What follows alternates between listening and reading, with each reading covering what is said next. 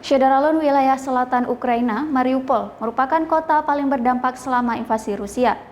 Dikabarkan selama 4 pekan terakhir, ribuan warga sipil meninggal dunia. Berikut informasi selengkapnya.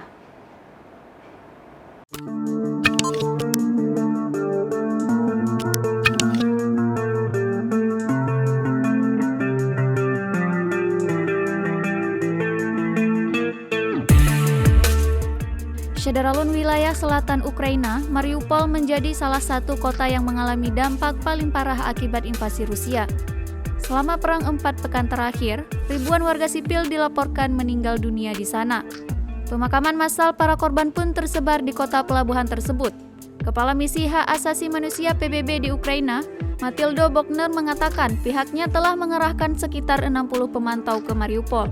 Mereka bertugas untuk melihat situasi di sana. Dikutip dari kontan.co.id, dari Reuters pada Selasa 29 Maret, hasil pantauan mengkonfirmasi 1.179 warga sipil tewas.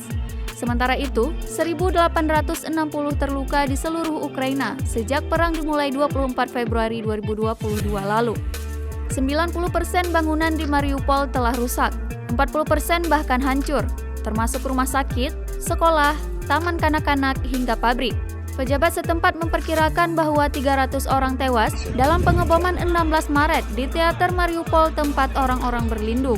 Mariupol yang menjadi rumah bagi 400.000 orang telah menjadi sasaran bombardir pasukan Rusia selama berminggu-minggu.